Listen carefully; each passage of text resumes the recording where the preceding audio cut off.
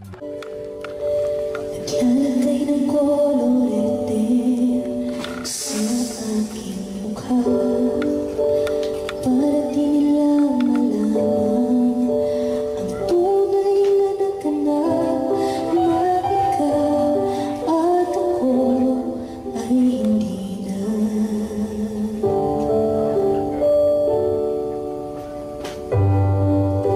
Ipensa niyo pang mga ngiti para di halata. Damdamin ko'y pinipigil sa loob umiiyak dahil ikaw at ako ay hindi na. Pag ang hirap magpapanggap ako na ako ay masaya kahit ang totoo ay talagang wala ka na.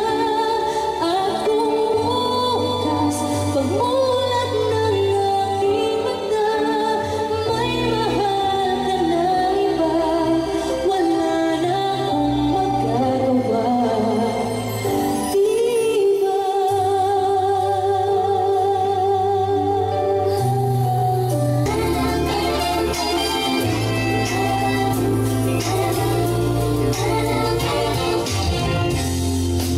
Naglalambing sa iyong piling-piling mo akong iyayakapin sa tuwing gustuhin.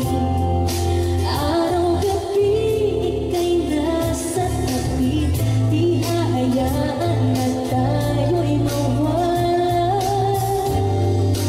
Gagawin mong lahat para sa'kin, sabihin hiling at iyong susundin. Hawak mong palaging kamay at hindi bibitiw habang buhay.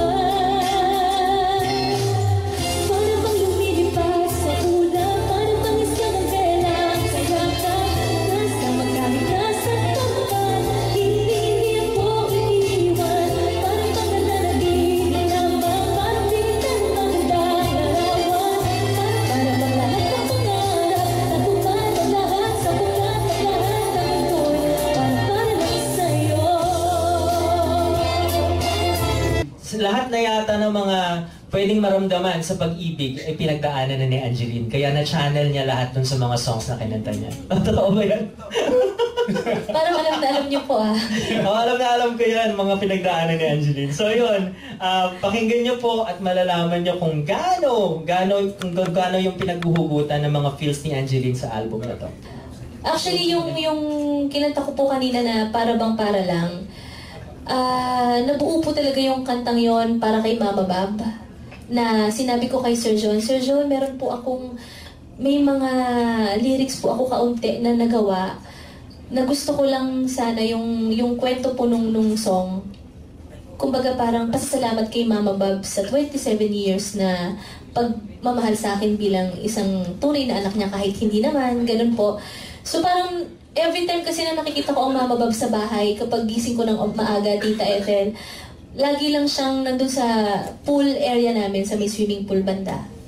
Tapos siya lang mag-isa nandun, hindi ko alam kung anong ginagawa niya, basta every morning nandun lang siya nagkakape. Siguro yung pakiramdam ng nanay ko hanggang ngayon na hindi siya makapaniwala na gano'n na yung tinitirhan namin, na dati naman lahat yun pangarap ko lang, na hanggang ngayon kaming dalawa, kapag nag-uusap kami na sabi ko, ang galing parang grabe yung ginawa ng Diyos sa buhay nating dalawa.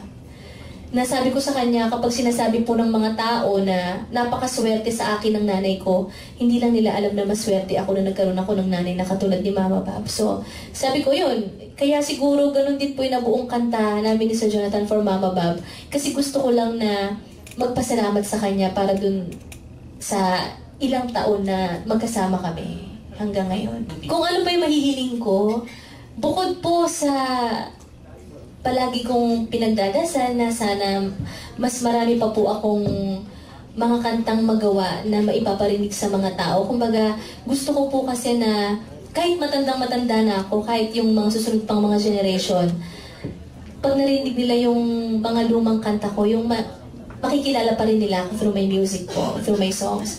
Saka, syempre, sana lahat yung mga katrabaho ko na hindi magsawang katrabaho ako. Kasi, syempre, hindi naman ho natin alam kung hanggang kailan mangyayari sa akin to. Hanggang kailan ako makakagawa ng album, makakapag-record ng mga kanta. Saka, sana habang buhay pa ang mamabab ko, magkaroon na po ako ng sariling family ko. Unang-una kasi napaka-importante po na alam mo kung sino yung mga taong pinagkakautangan mo ng loob. Kasi ikaw lang naman sa sarili mo ang makakakilala dyan or kung sino man yung maaalala mong mga tao na simula nung nag-umpisa ka, nandyan hanggang ngayon. Kasi minsan, Tito, nararanasan ko din po yung parang ang daming mga tao na sinasabi, ang daming kong utang na loob sa kanila kahit wala naman. So, ang hirap ng ganon. For me naman po, kung paano ako nakakapagbigay or nakakabalik ng mga magagandang na itulong sa akin. Siguro, through my prayers po, unang-una, hindi ko kinakalimutan lahat yung mga taong kailangan kong ipagdasal. Kasi naalala ko si Ate Chris po nung nandito pa siya dati. Yun daw talaga yung unang-unang maibibigay mo sa mga tao na mahal mo at mahal ka. Pangalawa, never ko naman din hong kinakalimutan kung ano po yung mga naitulong sa akin ng mga taong yon. Para at least kapag dumating yung time na ako naman po yung may pagkakataon na makatulong sa kanila, magagawa ko lahat. Lalo sa family, sa mga kaibigan ko. Mahilig talaga ako magmahal. Sobra, pero hindi ko alam sila. Hindi, siguro, yung pagmamahal na natatanggap ko sa lahat, ano yan kumbaga, na-appreciate ko lahat yon. Napakasarap po kaya ng pakiramdam kapag alam mo yung mga taong mahal na mahal ka, nandiyan lang palagi. So, anytime na may kailangan ako talagang hindi ako pinapabayaan. Kaya minsan napakadali din po sa akin na makagawa ng mga kanta na tungkol sa love, kung ano man yung kanta na yan na basta tungkol sa pagmamahal, madali ko pong nagagawa, lalo pag si Sir Jonathan yung kasama ko. Actually, kapag nag-iisip kami ng mga songs na pwedeng i-revive ni Angeline, nag-isip kami nung sumikat talaga dati pero hindi pa nagagawa ng bagong version, katulad na nanghihinayang. Na naisip namin kasi sikat na sikat siya nung 90s pero wala talagang remake pa. So baka po maghanap po kami ng song ng babae na sikat na dati pero wala pa talagang nakakapag-remake. We will try to look for those songs. You think babagay sa kanya yung mga songs ng mga jukebox queens nung araw? Opo, kaya niya pong i-handle yun. Kasi Oo, Tito, maraming sikat. Hanggang ngayon, maraming kumakanta, lalo sa mga singing contest. Dito. Actually, masasakit yung mga jukebox songs na yun na sumikat nung araw. So, kayang-kaya pong i-channel ni Angeline yung pain. Kasi nawala na yung sound na yun. Maybe she's the voice for that kind of sound. Opo, pwede po. Sige po, we'll look into Tito, that. napakagandang idea niya. Gagawin po namin yung bukas. Tama siya, John. Sige po. Consider po namin for her next project. Itong buong album. Oo, yung buong album. Para sa sarili ko. Kasi, yung title pa lang po nung album namin, At Love Angeline Quinto, kaya din po nabuo itong kantang to. Dahil sa kaibigan ko, actually nasa likod mo siya, ayan si Owen.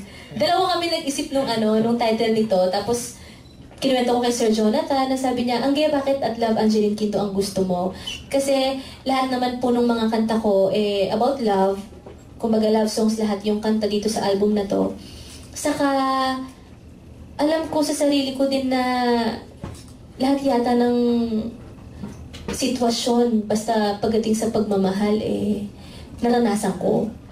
Parang ganun.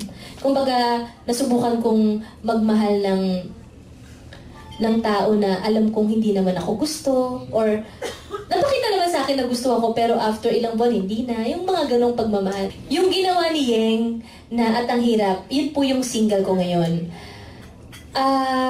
First time pa lang na narinig ko yung kanta na sa study pa lang, si Yeng pa lang po yung nag-demo ng song. Sabi ko, Yeng, hindi ko alam kung paano mo nabuo yung kantang yan. Na dapat po pala siya yung kakanta nun. Pero dahil gusto niya na mas, kumbaga parang yung parang lipad nung kanta, kasi mas gustong-gusto po kasi niya pag nakakakanta ako nung may mga matataas na part. nasabi niya, parang mas maganda kung ibibigay niya po sa akin yung song na yun. Parang 2 years ago na po yun eh. Tapos hindi ko naman alam na hanggang ngayon, sa akin niya talaga ibibigay para dito sa album na to. So, sinabi ko kay Sir Jonathan, tapos narinig ni Sir Jonathan, ayun, ang ganda-ganda rin talaga nung storya nung song na kung pakikinggan niyo po yung buong kanta, talagang alam mo na nangyayari sa buhay ng isang normal na tao. Kumbaga, pag umibig ka talaga, na minsan hindi mo na naiisip na sobra-sobra na ibibigay mo na ikaw nakakalimutan mo ng mahalin yung sarili mo. Di ba? Parang ang hirap nga naman ng ganun. Sinasabi nga nila, di ba, mas sobra magmahal ang mga babae kaysa sa mga lalaki. Based sa mga na-experience ko po, pagdating sa love, ang pinaka natutunan ko na sana sa susunod na magmamahal ako, huwag naman yung ibibigay ko lahat. Kumbaga, magtitira dapat ako ng para sa sarili ko kasi ako po talaga ganun. Once na in love ako, talagang all out. Hindi ko na rin gusto na yung kung ano man yung kasiyahan ko na gusto ko na parang inaasa ko doon sa taong mahal ko. Kasi kapag nawala siya, di ba naman ako, so parang wala na rin magiging masaya sa buhay ko kasi wala na yung taong mahal ko. Doon ko sa kanya binigay lahat. Parang ganun po. Kasi sa lahat naman po ng mga nangyari noon, may mga natutunan ako na siguro kung magmamahal ulit, mas, kumbaga parang mas kontrolado. Pero ayoko naman din magsisi na sa dulo po, sabihin ko na hindi ko binigay lahat doon sa taong mahal ko. Hindi naman din ganon. Pero, ang sarap kaya ma-in love, basta alam mong tama, alam mong mahal ka din ng taong mahal mo, di magpakasal na kayo. ganun po. Siyempre, yung kapag inspired ka, di ba? Thank you! Siyempre, gusto ko po magpasalamat muna sa Star Music. Maraming salamat po. At nagkaroon po ako ng bagong album this year, ngayon 2017. Iniimbitahan ko po kayong lahat na sana po ay makakuha kayo ng kopya ng bagong album ko. At Love Angeline Quinto, available na po siya sa lahat ng record bars. At alam ko na ang mga kanta dito ay talagang magugustuhan ninyo po kasi about love po ang mga songs, love songs lahat, kaya at Love Angeline Quinto. Sir John, thank you. Maraming salamat po. Congrats, Angeline. At sa lahat po ng mga nagtanong, sana naintindihan niyo po yung mga sagot ko. At saka, sa lahat na po ng mga press na nandito ngayon, maraming salamat po sa inyong lahat. At Love Angeline Quinto, available na po sa lahat ng record. Here, please. Angeline.